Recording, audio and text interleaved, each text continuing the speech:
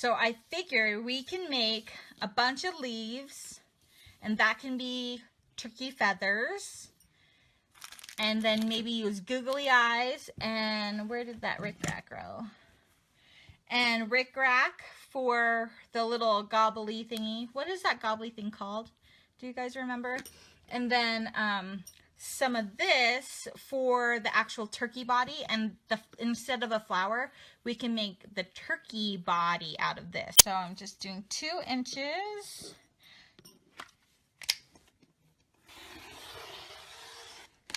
Sorry, the bolt doesn't quite fit in front of the tripod. So we've got that. And then we are going to do the edges rounded. You can use the guide if you want, or you can just freehand it. I do both sides at the same time usually.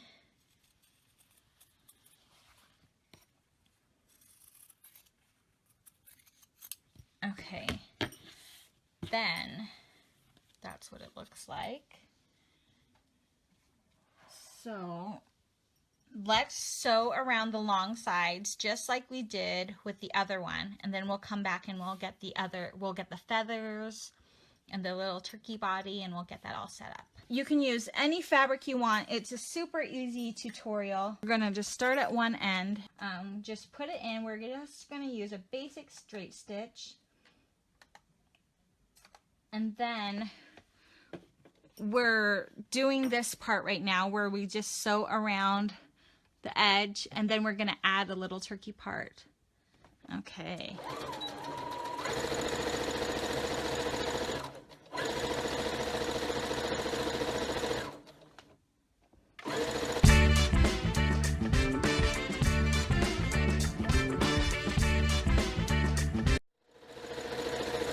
Okay, and when you get to the end, you're going to go around. You want to make sure your needle is down. If it's not down, then over here, let me show you, in the back, or on the side right here, is the wheel, the needle.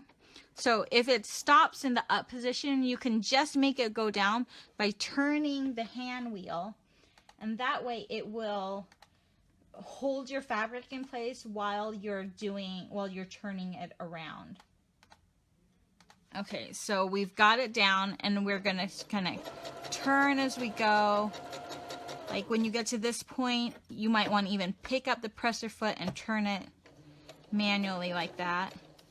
And again, if you need to put the needle down, just turn it with the right hand and turn it around.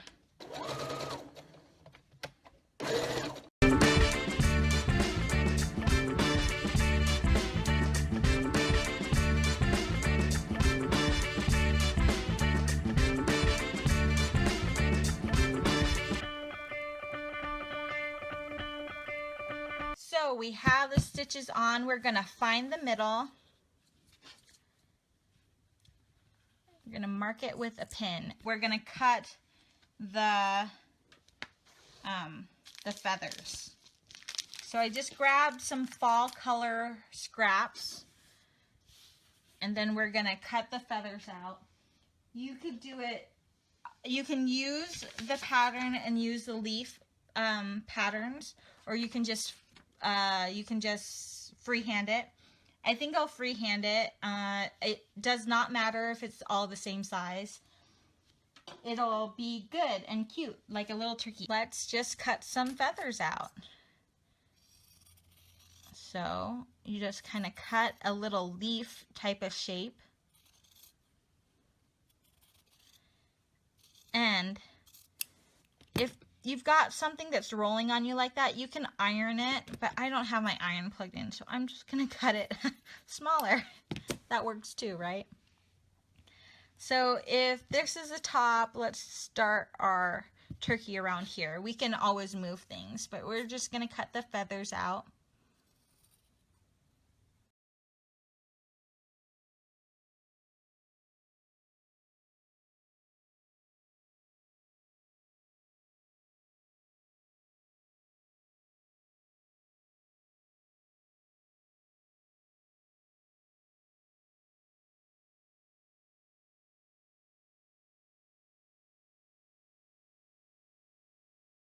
Switch these guys. I know it'll be a little in the center, but I think I want this guy to be right there. This one to be kind of over here. And then let's cut out the turkey just to get a feel for it in case we want to move stuff a little further off. So again, we're using this fabric for the turkey, this kind of mustardy brownish color. And the guide really is just saying you want a 1-inch strip. I'm going to cut this to be about 1 inch. I know I'm cutting through 2 layers, but it's fine. I have 2 nieces. If one of them likes it, the other's going to want one. So might as well have this stuff to make another one. And who knows, my little boy might want one too. Can wear it like a little bandana or something. That would be cute, right? Okay, so again, to make the little flower thing, so you just kind of twist it around. This is easier since it's the same in the front and the back.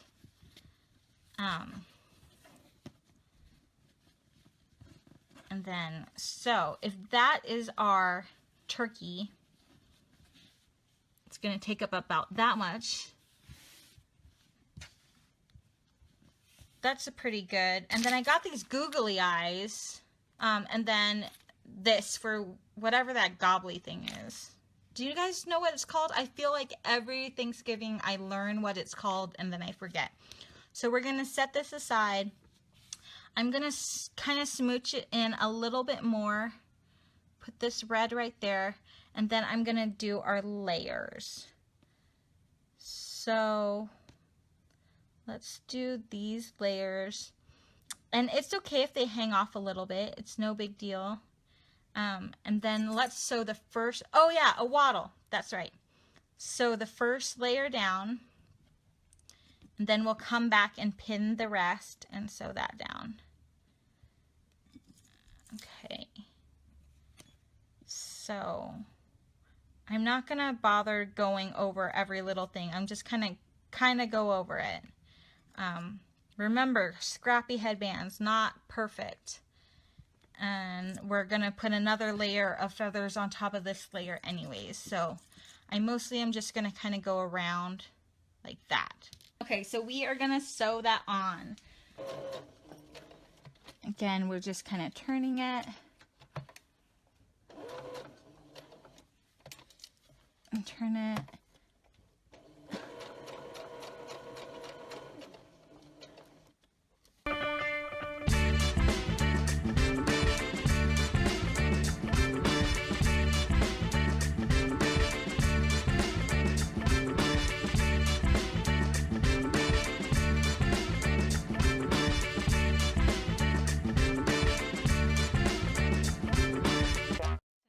And all that kind of stuff.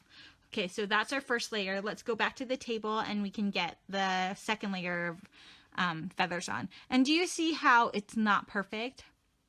And let me tell you again, it doesn't have to be perfect. It's not that kind of project. We're going to do the exact same thing we did with the first layer of feathers. We're going to sew the second layer of feathers.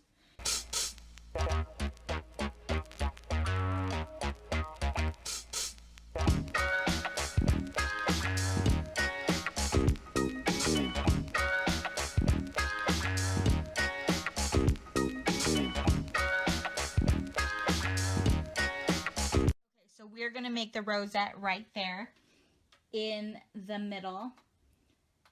And we cut this. Here's the little guide. You can download it from my blog for free. And then we're going to, instead of doing the rows like we did with the basic headband, we're going to make the rows kind of serve as a turkey bottom or body or face. And you kind of just twist it. You could do this full-on twist motion and make a more tight round one, or you can kind of do a loose one. Valentia, do you like the eyeballs? Okay, so I'm going to try to glue on the eyeballs. after we sew on this. I know. Are you shocked that I'm using glue? I much rather would sew it. In fact, I totally thought about just cutting vinyl eyeballs out and ironing them on, but I figured the googly eyes would be so cute, so I needed to try that. Okay, did you see how I did that? I just twisted and tucked and twisted and tucked to form this little rosette. So that's actually kind of cute as it is. If you just want more of a fall kind of flower type of headband, but I think we'll glue on the eyeballs after we sew it down. And then I was thinking, where'd that rickrack go? Look at your little rickrack. Ah, I love him. He's so cute. Do you guys know rickrack? It's this kind of zigzag trim stuff. You find it in the fabric section. And then I got the packet out for you guys, since sometimes people don't know. They usually sell it close to where the zippers are. Did everyone catch how I twisted that?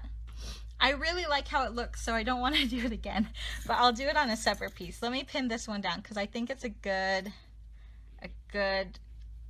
nice rosette. Okay, so I'm gonna pin in that spot and then in this spot. Okay, so I'm gonna start in the middle.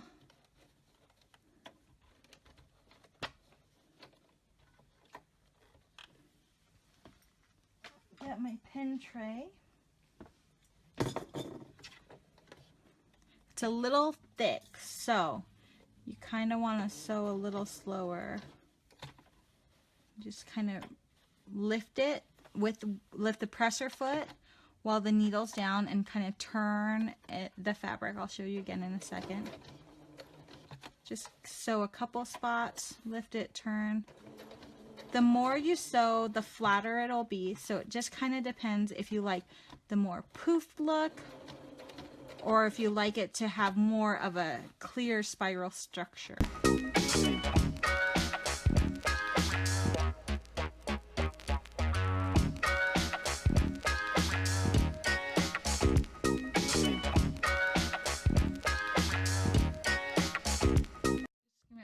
Take my eyeball, googly eye, and put a dot on it.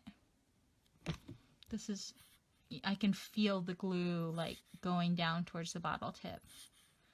Come on, glue. I probably should have stored it upside down like it's meant to, but I had it sitting upright.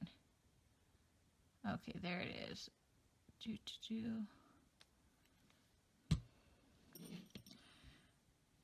Let's do, I'm kind of nervous. Maybe I should have used tweezers.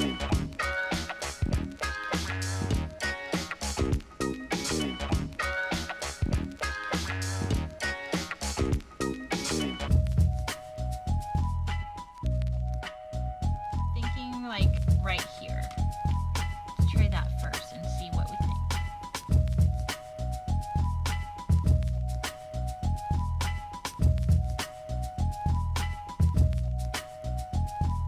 A lot better.